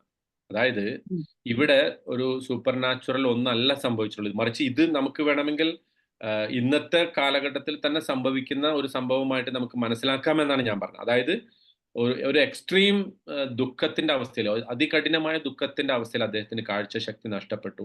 പക്ഷെ ആ ദുഃഖത്തെ പരിഹരിക്കുന്ന ഒരു പ്രത്യാശയുടെ അവസ്ഥ ഉണ്ടായപ്പോൾ അദ്ദേഹത്തിന് കാഴ്ചശക്തി തിരിച്ചു കിട്ടി. അപ്പോൾ അത് ഞാൻ പറഞ്ഞല്ലോ, ഖുർആൻ അങ്ങനെ ഒരു സൂപ്പർ നാച്ചുറൽ സംഗതിയെ കുറിച്ച് പറഞ്ഞിട്ടുണ്ടെങ്കിൽ നമ്മൾ വിശ്വസിച്ചേ പറ്റൂ. ഏതുപോലെ മൂസാ നബിയുടെ വടിയെ പോലെ, ഈസാ നബിക്ക് കൊടുത്ത 9 അത്ഭുതങ്ങളെ കുറിച്ചൊക്കെ പറഞ്ഞതുപോലെ നമ്മൾ അതിനെക്കുറിച്ച് പ്രവാചകൻ സല്ലല്ലാഹു അലൈഹി വസല്ലമയുടെ ജീവിതത്തിൽ തന്നെ അത്ഭുതങ്ങൾ ഉണ്ടായിട്ടുണ്ടല്ലോ. ഒരു കപ്പ് പാലുകൊണ്ട് കുറെ അധികം സഹാബികൾ കുടിച്ചതിനെ കുറിച്ചൊക്കെ നമ്മൾ കേട്ടിട്ടുണ്ടല്ലോ. അപ്പോൾ അത്തരം അസാധാരണമായ സംഗതികളിൽ വിശ്വസിക്കാൻ നമുക്കൊരു മടിയും വേണ്ടതില്ല. ഖുർആനാണ് പറയണമെങ്കിൽ വിശ്വസിച്ചേ പറ്റൂ. പക്ഷെ ഈ സംഭവത്തെക്കുറിച്ച് നമ്മൾ പറയുന്നത് ഇത് അങ്ങനത്തെ ഒരു അസാധാരണ സംഭവമല്ല, മറിച്ച് സ്വാഭാവികമായി സൈക്കോളജിക്കലി ഈവൻ ആധുനിക മെഡിക്കൽ സയൻസ് വെച്ച് തന്നെ നമുക്ക് വിശദീകരിക്കാൻ പറ്റുന്ന സംഗതി. അതാണ് ഞാൻ കൺവൾഷൻ ഡിസോർഡറിന്റെ കാര്യം പറഞ്ഞത്. അങ്ങനത്തെ ഒരു ഡിസോർഡർ ആയിരിക്കണം അത്. യൂസഫ് അലൈഹിസ്സലാം പറയുന്നുണ്ടല്ലോ, കമ്മീസ് കൊടുത്തയക്കുമ്പോ ഇത് മുഖത്തിടാൻ പറയുന്നുണ്ടല്ലോ. പറയുന്നുണ്ട്. അതായത് അദ്ദേഹത്തിന് കാഴ്ചശക്തി നഷ്ടപ്പെട്ടതും അത് ഈ ദുഃഖം കൊണ്ടാണെന്നും യൂസഫ് അലൈഹിസ്സലാം മനസ്സിലാക്കി. അപ്പോൾ ഞാൻ ജീവിച്ചിരിപ്പുണ്ട് എന്ന ഒരു തെളിവ് അദ്ദേഹത്തിന് കിട്ടിയാൽ അദ്ദേഹത്തിന്റെ കാഴ്ചശക്തി തിരിച്ചു കിട്ടാവുന്നതേ ഉള്ളൂ എന്ന് യൂസഫ് അലൈഹിസ്സലാം മനസ്സിലാക്കിയിട്ടാകാം. ഒന്നുകിൽ അങ്ങനെ ആവാം, അല്ല ഈ കമീസിനൊരു പവർ ഉണ്ട് എന്ന് അള്ളാഹു അദ്ദേഹത്തിന് കൊടുത്തൊരു മുഅ്ജിസത്തായിരിക്കാം. രണ്ടും ആവാം. മനസ്സിലായോ? അപ്പൊ പ്രവാചകന്മാർക്ക് കൊടുത്തൊരു മുഅ്ജിസത്തിൽ അത് പെടാം. പക്ഷെ ഇനി അങ്ങനെയല്ല, മുഅ്ജിസത്ത് അല്ല എന്ന് വിശ്വസിച്ചാൽ തന്നെ നമുക്ക് എന്ത് ചെയ്യാം, ഇതിനെ ഇങ്ങനെയും ഞാനത് അങ്ങനെ പറയാൻ കാരണം അതായത് മുഅ്ജിസത്തിന്റെ ഭാഗത്തെ നിരാകരിച്ചിട്ടല്ല ഞാൻ അത് പറഞ്ഞത്, മറിച്ച് മുഅ്ജിസത്ത് ഉണ്ടായിരിക്കെ തന്നെ നമുക്ക് ലഭിക്കുന്ന ചില പാഠങ്ങൾ കൂടി അതിലുണ്ടെന്നുള്ളതാണ്. കുറച്ച് സൈക്കോളജിക്കൽ ലെസൺസും അതിലുണ്ട്. അതായത് മനുഷ്യരെ ബാധിക്കുന്ന ദുഃഖത്തിന്റെ അവസ്ഥകൾ അവരുടെ ശാരീരികമായ വീക്ക്നെസ്സുകളായിട്ട്, ശാരീരികമായ പ്രശ്നങ്ങളായിട്ട് പ്രത്യക്ഷപ്പെടാം. അപ്പൊ അതിനുള്ള പരിഹാരം എന്താ? ആ മാനസികമായ അവസ്ഥകളെ നമുക്ക് പരിഹരിക്കാൻ പറ്റുമെങ്കിൽ നമ്മൾ പരിഹരിച്ചാൽ നമുക്ക് എന്ത് ചെയ്യാം, അവരുടെ ശാരീരികമായ വിഷമങ്ങളെ ദൂരീകരിക്കാൻ സാധിക്കും എന്ന ഒരു പോയിന്റിലാണ് അത് പറഞ്ഞത് കേട്ടോ. പക്ഷെ അതിന്റെ അർത്ഥം മറിച്ച് ഒരു യൂസുഫ് നബി അലൈഹി സ്വലാം പറഞ്ഞ മോചിതത്തിനെ കുറിച്ച് നിരാകരിക്കല. നമുക്കത് പറയാം, നമുക്ക് ആ ആയത്ത് വരുമ്പോ അതിനെക്കുറിച്ച് നമുക്ക് കൂടുതൽ പറയാം കേട്ടോ, ഇൻഷാ അല്ലാഹ്. കമീസ് ഒരു കഥാപാത്രമാണല്ലോ, മുമ്പും കമീസിനെ പറ്റി പറഞ്ഞിട്ടുണ്ട്. അതെ, കമീസ് ഇതിന്റെ അകത്ത് ഒരു തീമായിട്ട് വരുന്നുണ്ട്. ഇൻഷാ അല്ലാഹ് നമുക്ക് ആ ആയത്ത് വിശദീകരിക്കുമ്പോൾ അതിനെ കുറിച്ച് പറയാം കൂടുതൽ, ഇൻഷാ അല്ലാഹ്. മറ്റെന്തെങ്കിലും? ഓക്കെ, പറഞ്ഞോ. ഇതിൽ നമുക്കൊരു പാഠം, നീ ഒന്നും എന്താ പറയാ ശരീരത്തിന് കൊടുക്കരുത്, കാരണം ഇങ്ങനെ പല സൈഡ് എഫക്ട് വരും, നീ എല്ലാം എന്നെ ഏൽപ്പിക്കൂ എന്നൊരു ലെസൺ നമുക്ക് ലഭിക്കുന്നുണ്ടോ? എങ്ങനെ നമ്മളിങ്ങനെ വല്ലാതെ ഓവർ വിഷമിച്ചാൽ ഇങ്ങനെ പല സൈഡ് എഫക്ട് വരും, അതുകൊണ്ട് നീ എല്ലാം എന്നെ ഏൽപ്പിക്കൂ. അത് ആയത്തിക്കുറിച്ചൊക്കെ നമ്മൾ ചൊല്ലുമ്പോ അതാണല്ലോ മനസ്സിലാക്കുന്നത്. എല്ലാ ഭാരം നീ എന്നെ ഏൽപ്പിക്കും നീ എന്നുള്ളൊരു ലെസണും കൂടി വരുന്നുണ്ടോ ഇങ്ങനെ സൈഡ് എഫക്റ്റിലും? വരും മനുഷ്യന്.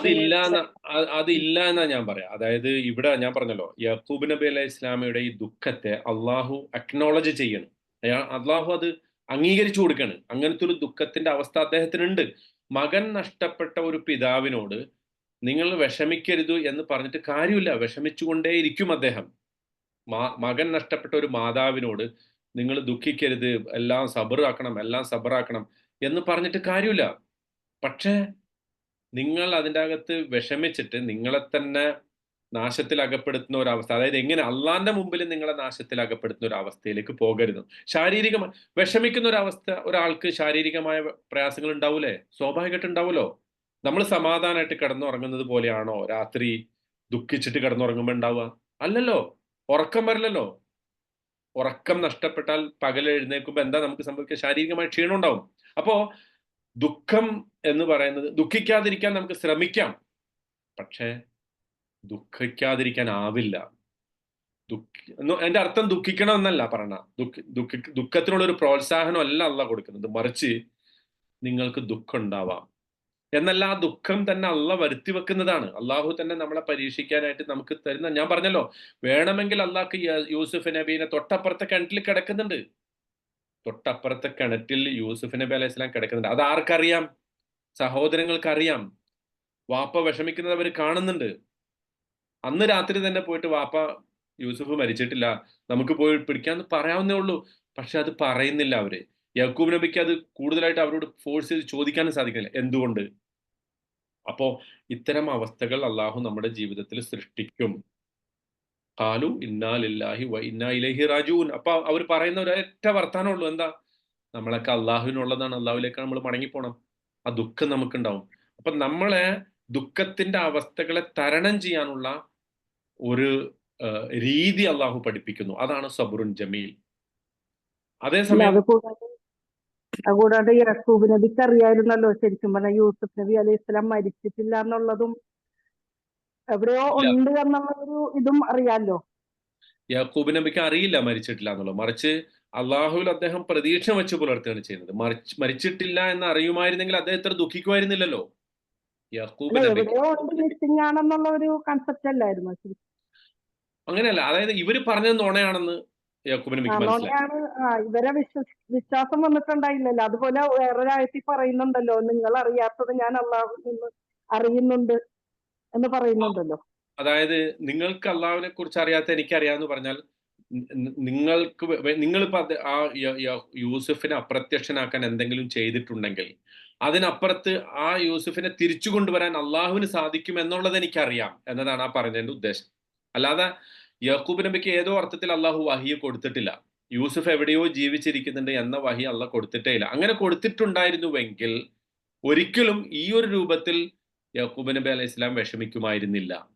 മറിച്ച് കാത്തിരിക്കില്ല. അദ്ദേഹത്തിന് അള്ളാഹുവിൽ പ്രതീക്ഷയുണ്ട്. ആ പ്രതീക്ഷയിൽ അദ്ദേഹം പറയുന്നത് ഇന്നഹു ഹുവൽ അലീമുൽ ഹക്കീം, അവനാണ് എല്ലാം അറിയുന്നത്. എനിക്കറിയാന്നല്ലോ പറയുന്നത്, അവനാണ് എല്ലാം അറിയുന്നത്. അവന്റെ പ്ലാനാണ് ഹിക്മത്തുള്ളത്. അതനുസരിച്ച് ജീവിക്കുക എന്നുള്ളത് മാത്രമേ എനിക്ക് ചെയ്യാനുള്ളൂ. അപ്പോ പിന്നെ അള്ളാഹുവിനെ കുറിച്ച് നിങ്ങൾക്കറിയാത്ത എനിക്കറിയാം എന്ന് പറഞ്ഞതിന്റെ ഉദ്ദേശം, എനിക്ക് അള്ളാഹുവിൽ പ്രതീക്ഷ ഉള്ളത് നിങ്ങൾക്ക് ഇല്ലാത്ത ഒരു പ്രതീക്ഷ എനിക്ക് അള്ളാഹുവിൽ ഉണ്ട്. അതെന്താന്ന് വെച്ചാൽ, അവൻ വിചാരിക്കുകയാണെങ്കിൽ അവൻ എനിക്ക് ഈ മക്കളെ തിരിച്ചു കൊണ്ടുവന്ന് തരും. അതാണ് അസല്ലാഹു ബിഹിം ജമീഅൻ, എല്ലാവരെയും തിരിച്ചു കൊണ്ടുവരാൻ അള്ളാഹ്ക്ക് പറ്റും. പക്ഷെ അവിടെ അസ എന്നാ പറയുന്നത്, ഒരു പക്ഷേ എന്നാ പറയുന്നത്. അസ എന്ന് പറയുന്നത് പ്രതീക്ഷയുടെ ഒരു വർത്താനം മാത്രമാണ്, ഉറപ്പല്ല. സയതിഹിം എന്നല്ലല്ലോ പറയുന്നത്. അസല്ലാഹു ഒരു പക്ഷെ കൊണ്ടുവന്നേക്കാം, ചിലപ്പോൾ കൊണ്ടുവരാതിരുന്നേക്കാം.